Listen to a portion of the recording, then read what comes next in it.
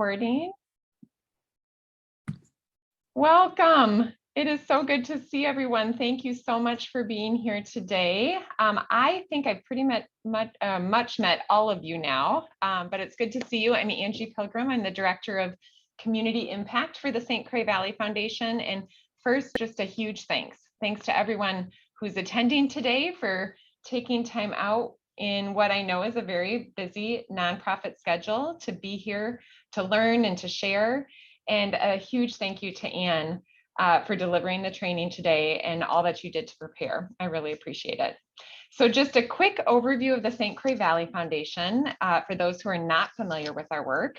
So we are the region's community foundation. We were founded in 1995 to enhance the quality of life right here in the St. Croix Valley.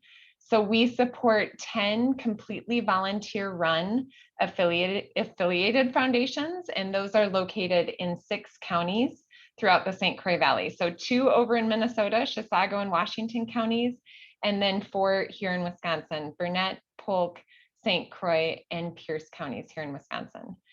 So one of the many things we do to enhance the quality of life in our region is support area nonprofits through both grant dollars and professional development opportunities. So along those lines, back in 2017, we launched this program. It's called the Consultants in Service Program.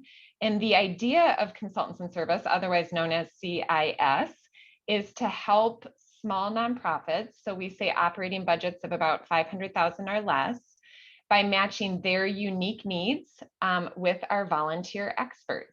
So we do everything from strategic planning to board development. And as I just mentioned, Celia helped most recently with Outreach in doing a technology assessment. So it really varies as far as what our consultants deliver to nonprofits. And so just so you're aware, if you're interested, you can find the application on our website. It's very straightforward and easy. And then, like I said, depending on your need, we match you with the most qualified volunteer. If you're interested in learning more, just give me a call or shoot me an email, and I'm happy to talk that program over with you. So thanks again for being here. And now I am really happy to introduce Anne Herzog Drewiske. Anne, I'm going to read your bio quick, if that's okay. So Anne has over 25 years of leadership experience at both nonprofits and for-profits. Scale Up is Anne's consulting firm, which works alongside nonprofits to help them grow their organization and make them more sustainable through good governance, volunteer management, clear strategy, and advancement of organizations, including fundraising. So prior to starting Scale Up, Anne was most recently the executive director of Social Venture Partners Minnesota, SVP. SVP is a nonprofit focused on building capacity for nonprofits that are at the point of inflection and with a social justice focus for youth.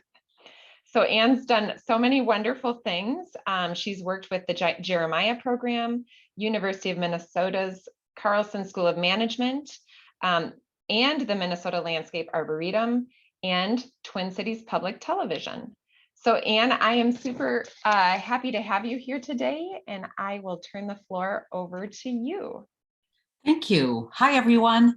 It's good to see you. I'm glad you can be in an air-conditioned space today because it's still hot. Not as hot as it has been, but hopefully we're over the hump. I haven't looked at the forecast, don't want to go there.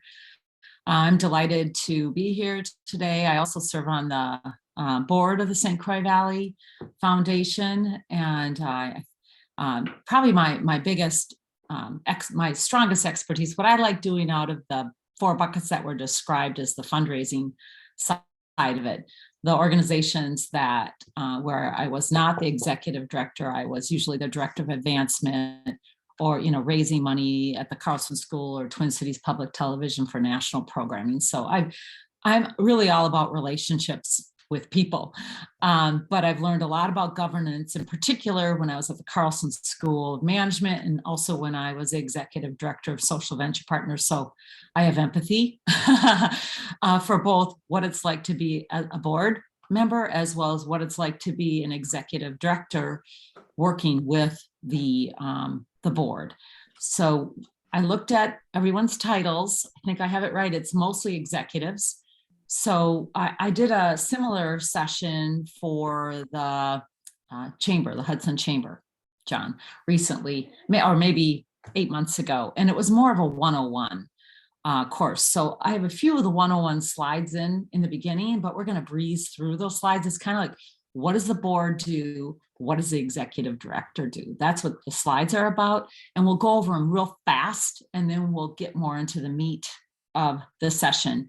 You can watch the video again, or you can request through Angie, or Angie, if you just sent out the PDF of the materials after the session, you have my permission to do that. I have some resources on the last slide that you might want to take a look at it if you need to dig a little deeper. So without further ado, let's get started. You want to share the screen? Excellent. Okay. So this session is called How to Develop a Successful Board. And I'm, like I said, I'm delighted to be here today. I'd like to skip to the next slide to take a look at what our goals are today. Understand the duties of the board versus the ED. That's what I told you was more of the 101 part of this session, but it'll warm up to the more exciting parts. And then how to develop a board that's really working well together and with staff. And then we'll also learn a little bit about how to retain or capture, get them on board, and then how to retain good board members. Next, please. All right, so in the chat, could you just let me know, put your title in there. I just want to double check to make sure that I understand where everyone's coming from. In the chat box. Yeah. Okay. Lots of IDs, EDs, excuse me, treasurer, all right, okay, president, board, our neighbor's place. Good, wonderful, that's very helpful. It's kind of what I had thought would happen. Okay, next. Here's the 101. It's kind of, what, can you, does everyone see the full screen, or do you just see half part of it? Do you see the board and then it says ED right next to it? Oh, okay. Well, I don't, but that's okay. This is really a simple slide. And this one's about the strategy and the reporting and the planning. And what is the board responsible for? What is staff responsible for? Define mission, vision, values. Of course, that's the board. The executive director, of course, participates in that and is an important vote of, not important vote, but an important input for mission, vision, values. And then setting the strategic priorities, doing succession planning, strategic planning, that's really the responsibility of the board. And then who executes the plans? It's the staff and the executive director. Usually annual budgets, the ED works with the treasurer, and then the board approves the budget, and then the staff, executive director or finance director, if they have one on staff, they do the tax reporting, and then the annual state and federal filings. But again, that's something the board will approve as well before you submit it ever. And then identifying the programming is all staff. That's pretty simple. Next. After that, it's kind of like, how do you organize your meetings and who's responsible for that? As you know, the board really sets the policies, and I listed out a couple policies you should make sure you have.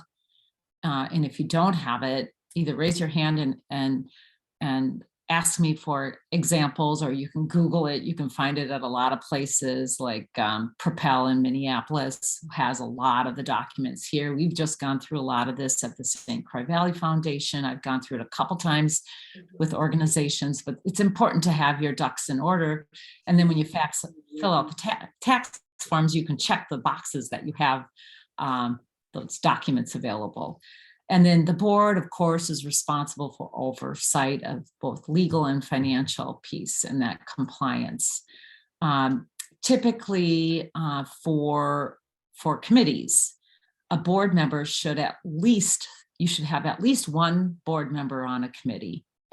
And they don't have to chair it, but they should be on the committee, at least one board member. Some organizations in their bylaws will say a board member must chair it. Many times it's a great way for someone to move up into the organization and become, hone their leadership skills and become a board member by showing their leadership skills as chair of a committee. It's just a little tip of how you can get people involved. Or maybe there's someone who doesn't want to be on the board, but they would like a different, more creative way to be involved that's not quite as heavy, a commitment. And chairing a committee is a huge help. So you can think about how you want to manage that in the future and take a look at what your bylaws say. We want all board members at meetings, of course, as much as possible. And then the staff is responsible for the annual calendar, right? So putting together what the year will look like, when the meetings will occur, when the committees will occur. It's really smart to do that well in advance. What happens sometimes when I've served on committees before of boards, it can get frustrating if you learn about a meeting a month in advance and you can't make it. I mean, you're not going to feel bad about that, right? And I mean, you do, but you don't. It's like these meetings need to be scheduled well in advance, and you should know in advance that this is happening. That's one way to keep board members and committee members engaged and happy. But that is a staff's responsibility, as well as making sure they have the materials a week in advance. Angie, you're really good with this. St. Croix Valley Foundation is good with this. I've served on committees where it's not the case, and not through St. Croix Valley, but other places. And it is frustrating because, it's not like you can drop everything on Sunday night for a Monday meeting and read the materials. That's asking a lot. And if you want your board members or committee members to be prepared for the meeting, they should have the materials in advance and be able to read over a period of time when it fits their schedule. Next. All right, I love this slide. It's a little boy or girl, I don't know which one, it doesn't matter, but he's, like at the bottom of the steps, and it looks like such a hard climb. That little boy could be a board member, frankly, a new board member, or it could be a staff member, new starting out or developing a board that needs to be changed or whatever. But all you really have to do is just take that first step, right? And learn it, and then get that in your muscle memory, and then learn the next step. But I want to remind you, executive directors, when you do bring on new board members, that's how a board member can feel if it's not very organized. And if they don't have what they think they need to get started. And as you know, typically, I mean, when you are recruiting board members, there's a process. It's not like suddenly they're on the board, right? They have to fit your board matrix and where you have holes, and you have to explain why you'd like them on the board. And you need to kind of sell possible new board members on why they should serve on this board. If you don't have all that work in advance in the relationship built on their first board meeting, it's going to be a little clunky for them. So as you think about the little boy at the bottom of the steps, or girl, that's not just about staff, it's also about board members. Next. And this is one more like 101 reminder. It's HR. Who works directly with staff? Not board members. Not ever, unless the executive director says you can work with this staff member. Do be careful. I've had board members go directly to staff on issues, and they should not have, and it makes staff very uncomfortable. Job descriptions. You should have job descriptions for not only board members, what it means to be on the board, but also committees and what it means to serve on that committee. There are templates out there. It's not a hard thing to do. It doesn't have to be a 3-page job description. It can be 10 bullet points. It can be 20 bullet points. It can be a page, but keep it simple, keep it clear. And anyone that you're trying to recruit to serve on your board or to serve on the committee will appreciate something to look at and hold in their hand as you're talking to them about this piece. So to hire staff and oversee all programming, and of course, that's the executive director. And then the board is responsible for the ED compensation, supporting the executive director from a strategic standpoint, and sometimes up here too. Things can get a little crazy, and you need some allies in your court as you go through this journey of leading a nonprofit. And also the job description. And the board's also responsible for how to help the executive improve their practices and evaluate their own practices. So having an annual board review of performances, and you can just do a survey monkey and keep it simple, but do it. And I think you'll have learn some good information from it. Next. Now, if you're a board member, this is like the perfect board member, right? And no one is perfect. Staff is not perfect. Board members are not perfect, but it's something to keep going back to as a board member, even as staff. What do you expect from your board, and how can you help your board tick off these, the bullet points on here, the leadership, enhancing the organization and the community by showing up at events and by encouraging friends and family members to participate. Be passionate about the mission and how important it is, and the kind of the why of the organization. Have that down in a couple sentences at the most.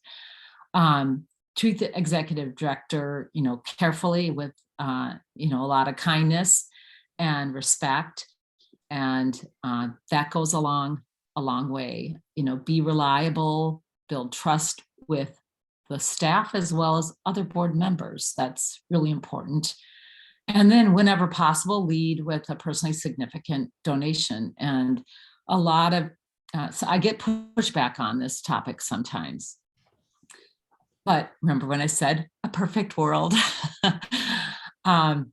lead with a personally significant gift. So is this a top 3 donation in your personal philanthropy and giving? Is it at that point?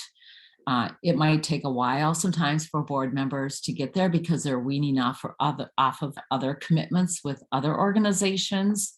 I know that happens to quite a few people, but as you are with that organization a longer period of time, think, could that organization become that top 3 in your giving philosophy?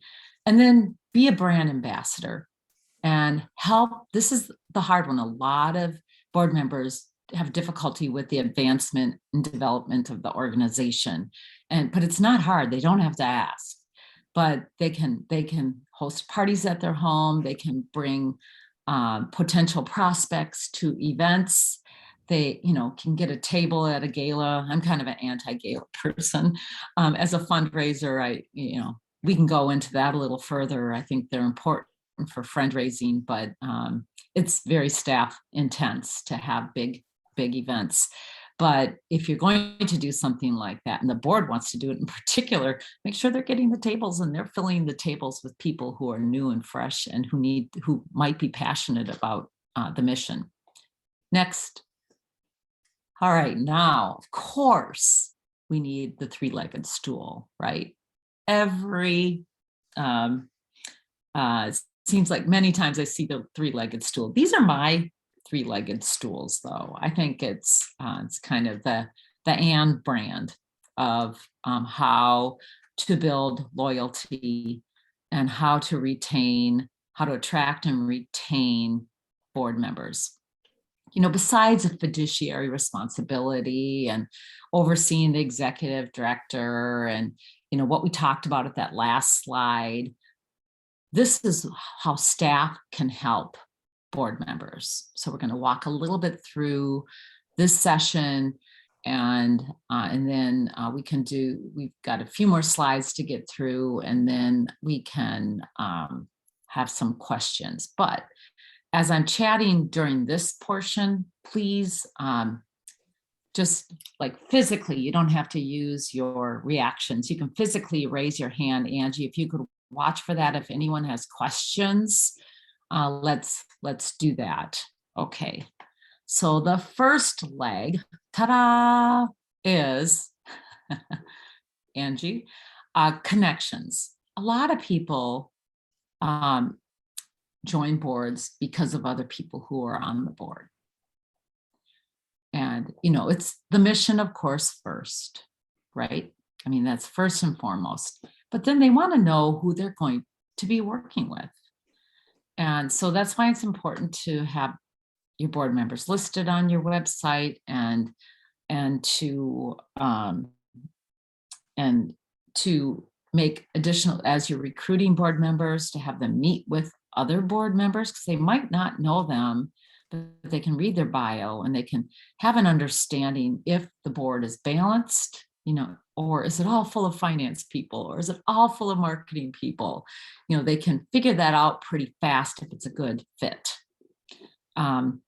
I was asked to serve on a board maybe 8 months ago, and I decided against it because I looked at their board and it just wasn't very balanced. And when I met with them, they didn't talk about that change. And I think it would have been a struggle for me personally to not have a board that filled, 80% of the gaps that you should fill, when you have a board.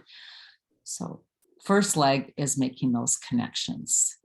And you want board members to get to know each other. Be very, very intentional about that. It was hard during COVID, right? When you were bringing on new board members. My husband's is chair of his school's alumni association. And they have had one in-person meeting since he has been on their board. So he joined the board and then he became chair, and he said it's so difficult, and people don't know each other, and Zoom helps a lot. But for those of you who are executive directors and you've got new board members, give them a little extra love and attention, because it's been difficult to see all these faces and not really, make connections with them in person, because we're kind of that kind of an animal, right? We like to be together and not just see each other on a screen. So how can you be intentional? It's, setting up having a mentor match for new board members, and making sure. It's kind of hard because you're relying on other board members to do this. So how do you manage that? You might have maybe 2 or 3 new board members a year. Let's say if you have a larger board, you just need to make sure you've got the right people, and maybe follow up with the board member who's supposed to mentor the new board member and see how it's going, and if it's been successful, and what have they done, and maybe make some suggestions of how to make that person feel welcome. So be very, very intentional about making those connections and onboarding with a mentor match. Also, in some way, shape, or form, create a culture of positivity, right? So make it fun to be on the board. And it might be, when the board member, have them arrive a half hour early, and there's some sort of, game where you put something on your forehead, you don't know what it says, and other people have to guess it, or do some sort of, breaking of bread prior to board meetings, especially now during, as we're lifting, hopefully, out of this pandemic. Think of some way to creatively help people get to know each other and mix it up, because people tend to sit next to other people they know. Try to switch that out. Zoom took that away, which is kind of a beautiful thing. It did break down some of the barriers, but some boards can have, a few more clicks, maybe the older people, and I don't mean age, I mean they've been around on the board a little longer, or maybe they all live in the same area or whatever. So really try to break that up, because the outsiders will not have a good experience if they don't feel like, or if they feel like they're an outsider and they haven't connected with at least a few people on the board. So it's kind of an interesting thing. Committee chairs I personally haven't done this. I think it's an excellent idea, though. So I'm going to talk a little bit about how committee chairs should stay in touch with committee members, more than just sending out an email and saying, okay, our next meeting, see you online, or we'll see you in person. But they should at least once a year just phone each member and have a conversation with them. Ask them, what do you think? How are things going? Because sometimes, not only on boards, but also on committees, you're going to have voices that are more loud than others. And these conversations that you have with committee members can be very helpful, or even board members. It wouldn't hurt for the board chair. If it's a large board, that's a little more difficult, but to have conversations with board members. So you remember, this is about retaining board members right now, what we're talking about. And if they feel heard, they're going to feel a lot better about the match of serving on your board, but also that they're contributing something, an idea. And they can be pretty creative. I think sometimes people are more creative when they're on their own and they thought of something versus in a group, especially if they're more introverted. Extroverts can really take over boards and committees, and introverts are the thinkers. I'm an extrovert, so I was married to an introvert, and I know how important it is to hear their thinking, because they tend to take in a lot more information than some of the extroverts. So treat them extra special because they might have bigger, better, stronger ideas. And then as an executive director, really take that time one-on-one with each board member in person, if possible, once a year. It'll help you as an executive director. They'll get to know you a little bit better. You'll get to know them a little bit better. They might share some gems that'll catch your attention for future asks. Sorry, I'm a development person. I'm going to think that way. But we can move on to the next stool if there are any questions on connections.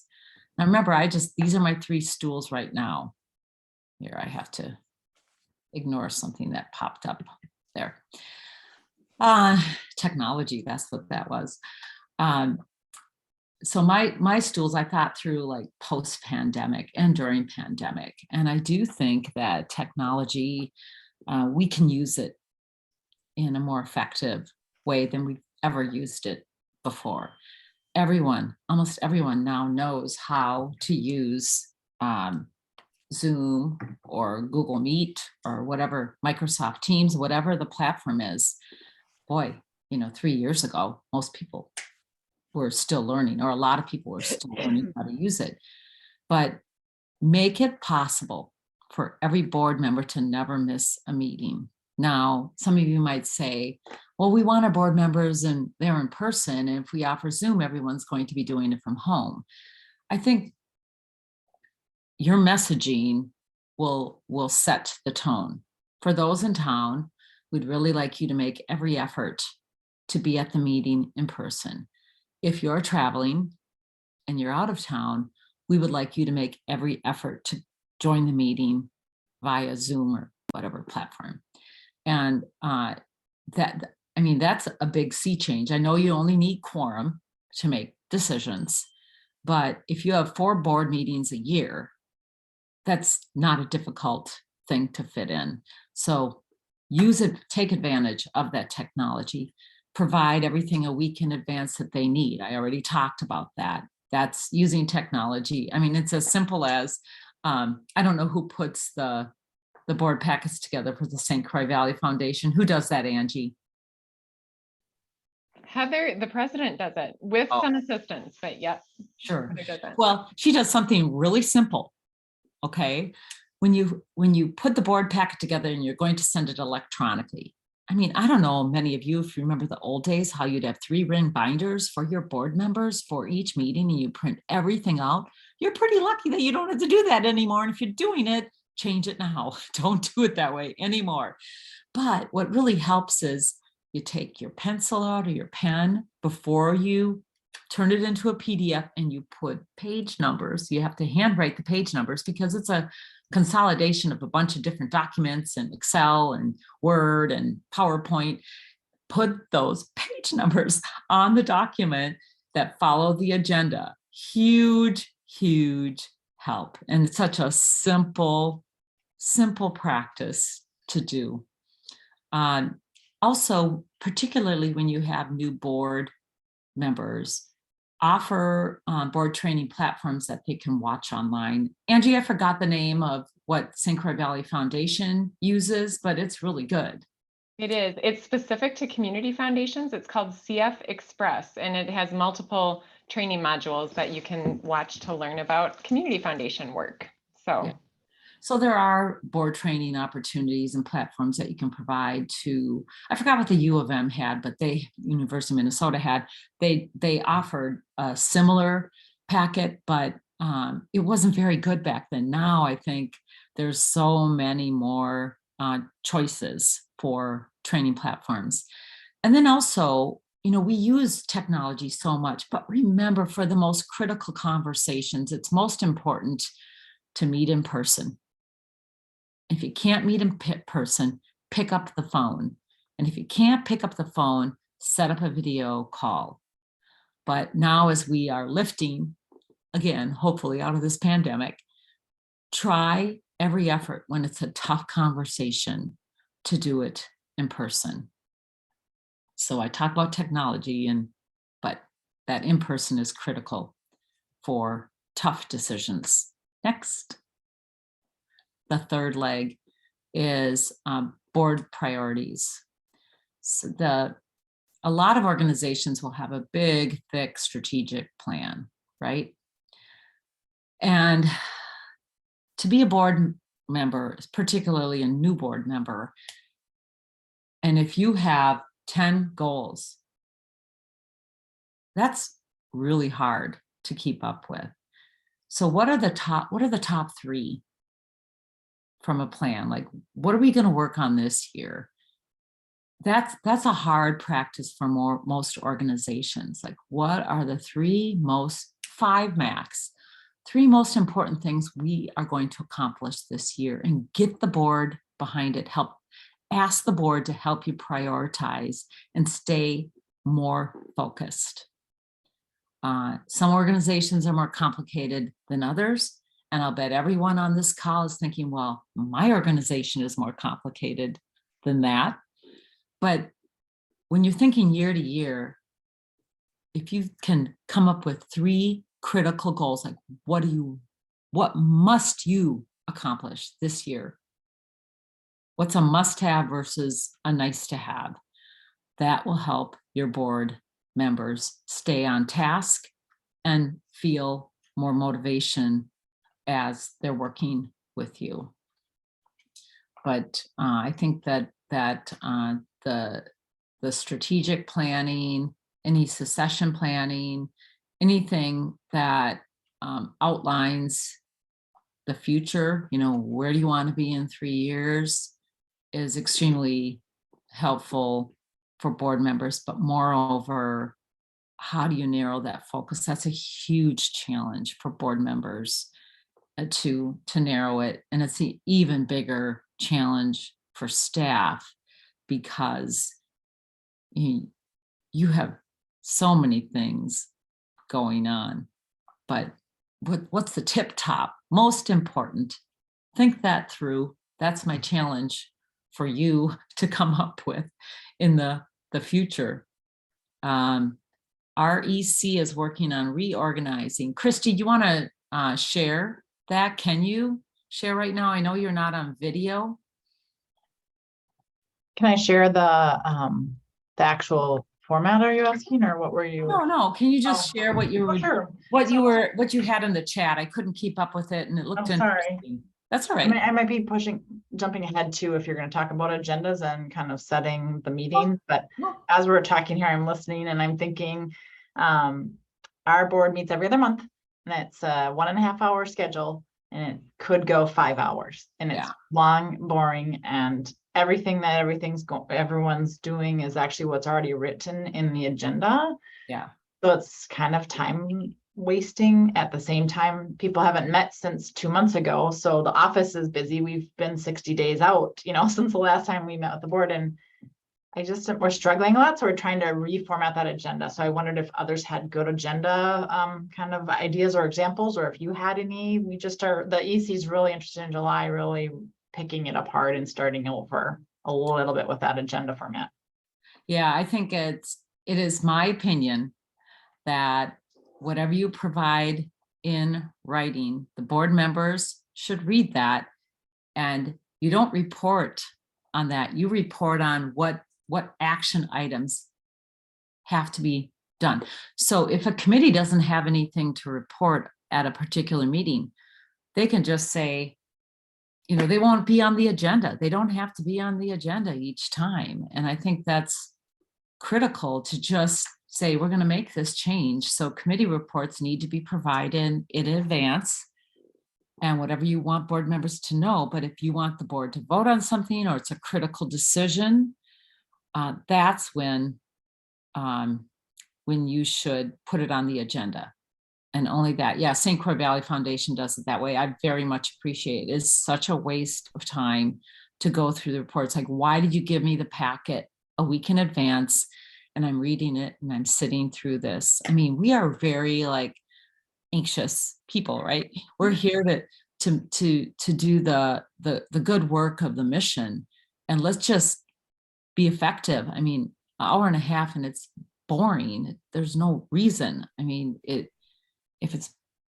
you're reporting on things, maybe you don't need as many board meetings, or maybe you need more strategy sessions, right? I mean, that could be helpful. Angie, did you want to contribute anything? The only other thing I was just going to add, St. Croix Valley Foundation doesn't do this, but I've served on boards that have, where they have an official timekeeper. So someone that's watching the clock, and when you start getting off track, they're the ones, as opposed to you, putting you in an uncomfortable position. That board member then is in charge of saying, okay, time to get back to. So sometimes that can be effective if people are getting off track. Yeah, that and there's nothing more annoying than being in a board meeting and it's starting to run late and no one says anything about it. Like, oh, we're going over now. We need a little bit more time. Well, what does that mean? You can say, we're going over. It looks like we're going to table this discussion. We're going to move it to the next meeting because it's not as time sensitive. We need 10 more minutes of your time, or we need 5 more minutes of your time. Can everyone stay? We understand if you have to go. But that works. That's respectful. But to go over, yeah, it's difficult for everyone, that you're going to lose board members, and also the timekeeper thing, Angie, that, I mean, there are people who talk too much in board meetings. And if they're reporting on their subject, they're so passionate about it. They want to go on and on and on. And I mean, everyone's passionate about what they're doing as a volunteer. So sometimes the louder voices need to be controlled. I mean, they've got an allotted time where they can provide, this is the action we need to take. Now we have to take a vote. So it's a much better way to run meetings. Good luck with that change. And board members just need to know that we're not going to be reporting anymore. We're going to provide, it's important that you read the committee report so you know what's going on in advance and take it from there. Okay, any other questions about my crazy 3 stools?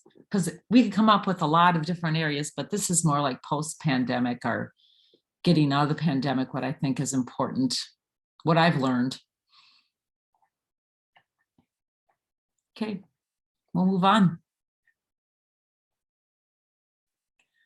Kind of, okay, so this is just a long list of other things that pertain to best practices, like orientation for new board members, having job descriptions, and so boards understand, what they're supposed to do as directors. There's sample job descriptions on BoardSource and other places, so you can see that link and find it when you get this PDF. A lot of people say, well, how big should my board be, Anne? And it kind of depends. I mean, if you're the Guthrie, you might have a board of 40, because it's a little crazy. The arts boards, I don't know when that started getting so out of control, but I think they wanted some community volunteers on the board, people who were giving big dollars, and they wanted elected officials on their boards, or at least as, I forgot what it's called when they're not necessarily on the board, but they serve to a certain capacity. But if you've got a mid-size organization, have at least 7 board members, and then it's good to meet about 6 times a year. I mean, you could do 4 if that seems to do the trick, and a little longer meeting. But that's a generalization. If you're a startup, you might only have 4 people on your board. But if you want to grow, you're going to have to get more people on your board who have skills that will help you advance your organization. Technically, boards must have a chair and must have a treasurer. And then after that, you should have a vice chair and you should have a secretary. Okay. As much as you can, encourage your board to have succession plans for board members. Always, I've been in positions where my treasurer was not very active. That was really a tough spot for me to be in. He was involved, but not really. Another situation where we had a chair, but we didn't have a vice chair. I've been there, I've done it. It's a really tough spot to put the organization in if you don't think about the future of the organization, the future leadership of the organization. So do that. Also consider how you might have someone on your board, or 2 or 3, who represent the demographic of the people or things that you're serving, like animals or whatever. But the people that you're serving. When I was at Jeremiah program, we talked about having maybe one of the single moms who were now in a career job serve on our board. I don't know if they ever made that change, but it was something we talked about. The Jeremiah program also had like a junior board, which they didn't have fiduciary responsibility, but it was younger people who wanted to be involved in this organization because they were scaling into other states and other communities.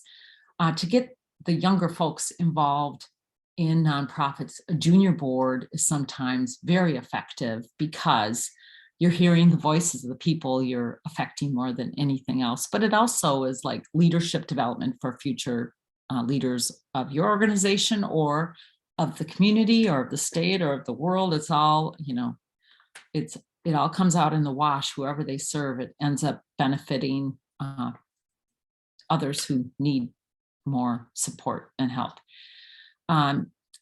If you don't have term limits, pull out your bylaws and consider adding term limits.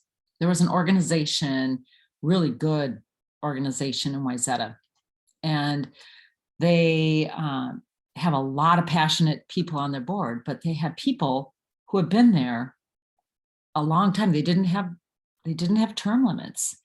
And you don't get enough fresh perspective when you don't have term limits, and you can burn out people and they still stay on because they think they're needed, right? Like, oh, I'm going to leave my job and this organization is going to falter after I leave my job. That's not the case at all. It's same with the board. So do think about that. And then also the last bullet point is committee members are help you accomplish the goals. Remember that that's the most important thing. That acronym means get stuff done.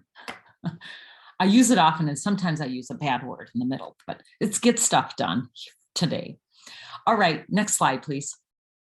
And we're kind of getting low on time, so we're going to talk about the board matrix. Can we go to the next slide here? I've got a few interesting ideas.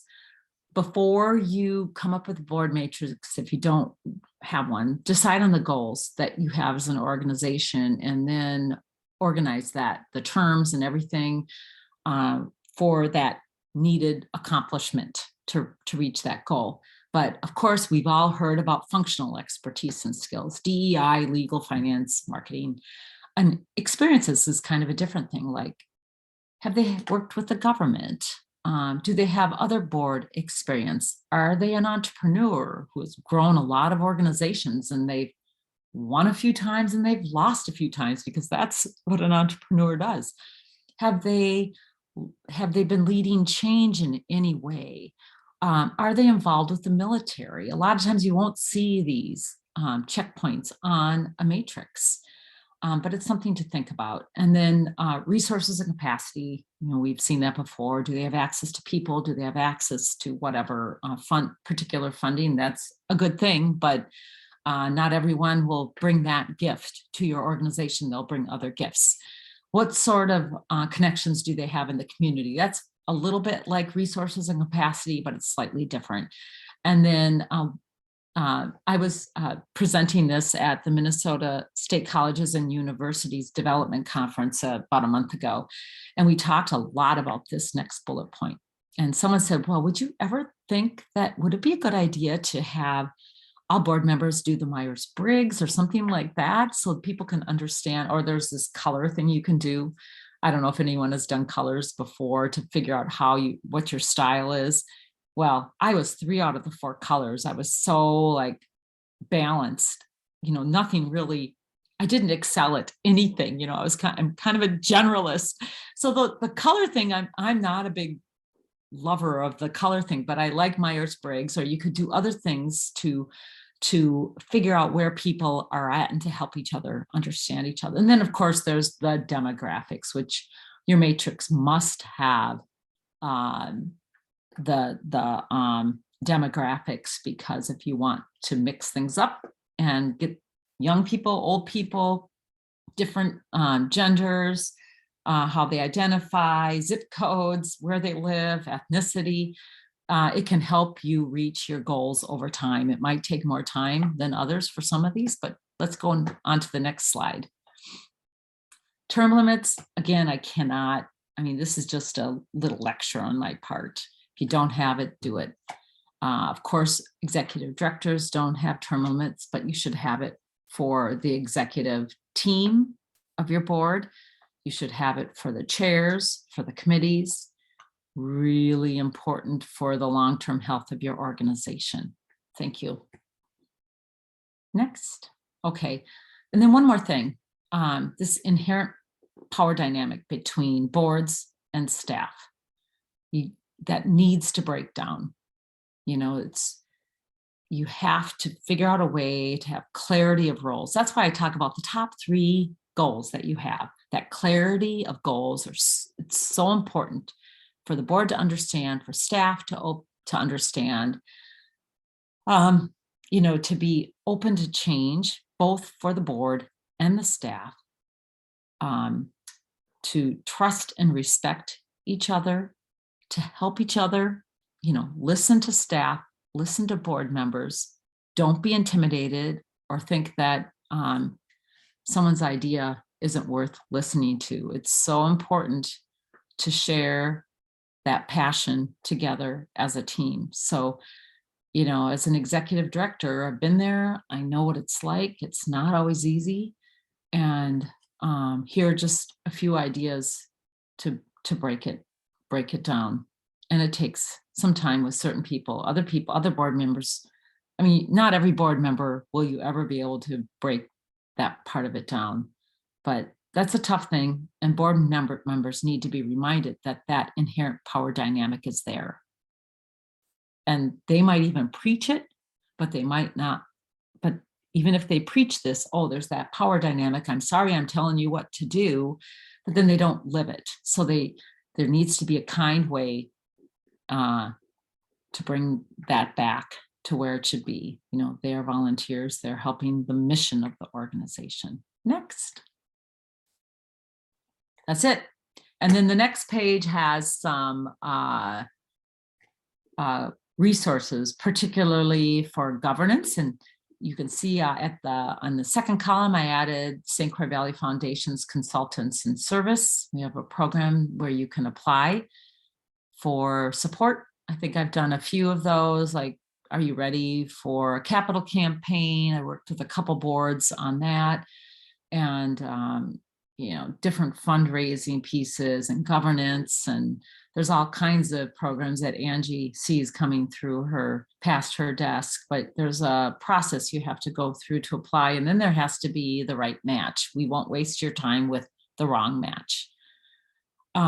Questions? We have a little bit of time here. Well, first of all, just a huge thank you, Anne, of course, for sharing that important information. Very, very good. And yes, I'll turn it over to attendees. Any questions for Anne while you have this expert on the phone, who's served obviously in both spots as an executive director and as a board member? Yes, Shelley. What advice can you give us if we have board members who don't regularly attend board meetings? How do you handle that? How do you deal with that? Okay. Ideas to re-engage them? Yes. So the executive director is not responsible for that. Okay. The board chair needs to step in and have a conversation with that person just to say, hey, you know, we keep attendance. We need quorums. Is there something going on, you know, that, I mean, is this a good fit for you? We value your input if that's the case. Okay. But whatever the board, why that board member is not showing up needs the chair involved in that conversation. It's the only way you can find out how to manage that. If they say, oh no, I love it, I like I'm all behind the mission, you know, you're going to get some of that BS, right? But I think it's important that you like have a goal for them, to set a goal. Well, do you think you could commit to making 3 out of the 4 meetings, or 5, you know, and just kind of, sometimes in the bylaws, it will say after 4 times, you're off the board. I mean, I've seen that done. And we do have it in our bylaws, but we've never really enforced it. Okay. So if you're not enforcing something in your bylaws, it either shouldn't be in your bylaws or it needs to be discussed with this person. So I take it to your chair and say, in the bylaws, it says this. Everyone else is fitting this, is fitting in right. But unfortunately, this one person is obviously absent and often, and we could fill that seat with someone who's more engaged and helpful for the organization. It's a waste of, you know, of a seat on the board if they're not involved. Even if they're giving money, that doesn't matter. Yeah, absolutely. We have monthly board meetings. Do you think that that's too often? Is that? I think so. Yeah. Do most other organizations do every other month? Is that how the rest of you, Christy, I know you said every other month. But then you also brought up the very good point that, okay, then 2 months goes by and a lot of stuff happens in the organization. So, you know, we used to do every other month, and then we ran into that problem. Exactly. There were too many things that happened that we needed board input and things. So we changed to every month. Shelley, can I add something too? Go ahead. We only do every other month, but we had a board member join us who said, in other boards I've worked on, the ED will send us a monthly update, which seemed like a lot of extra work, but actually I just every end of every month, here's the top 10 things that happened this month, and send it out. So at least There's Mm. some communication on those off months that people are, if they're reading them, will see, oh, okay, so now I'm not so 60 days behind. I'm only maybe, it's been a little helpful, I think, to add it to what we do. Yeah, okay, that makes sense. Yeah, I don't think I'd join a board that met every month because you also have committee meetings and there's a lot of responsibility there. And I think Heather, not to keep bringing up St. Croix Valley Foundation, but I'll just bring it up because it's my most recent experience. She sends us weekly updates on Fridays. I think that's too much work for her. I do. I think it should go to like once a month or once every other week, but you don't, it's one way when there's a lot going on. So maybe you don't have to hold yourself to a particular schedule, but it is a very smart tactic to start moving to less often meetings, but a little bit more meat in each meeting, and then read the materials before you come. Don't go over committee report. I bet you go over committee reports in the board meetings. Yeah. And do you provide a packet a week in advance? Yeah, so I'm the chair of ONP and I do all of those things, but it feels like people do not read it. And they open it the night of the meeting and then they say, yep, sounds great. And they never read it. So I don't know how to hold people accountable, I guess, to what there's only so much you can do, right? But it's very frustrating. Yeah. Once a month meetings, it's intense. That's an intense schedule. Is there a job description that tells them exactly what they're expected to do, including reading the packet beforehand so that you're making smart decisions? Maybe the job description is a good way to get around In the that. middle of bylaws, so I'm hoping that we can add more clear-cut things into that, but then I also agree with the job descriptions, and then at least as the chair, I can point back to that and say, hey, I can tell you're not reading it. Right. And kind of accountability in that way, I suppose. But also Remind them depends. that there is a responsibility for the end result of having said yes. Right. Well, and the hard part is, sorry, my kids are in the background, is that I'm only chair for 1 year. And then it hands over. And so there's also I don't know how long people are chairs of other committees or other organizations, and there's no succession planning, zero. Got handed position and have no outline of anything that's going on.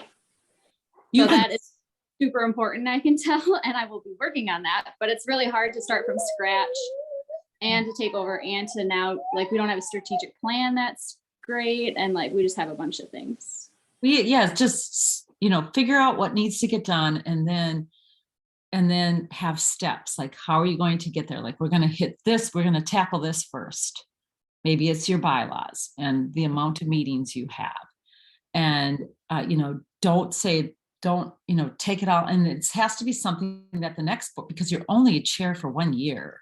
That's a hard thing. 2 years is in my opinion a little better, because the organization isn't constantly flexing like that. But like one step at a time, and you can get there, but it's one step at a time. You can't try to do everything at once, and then nothing gets done.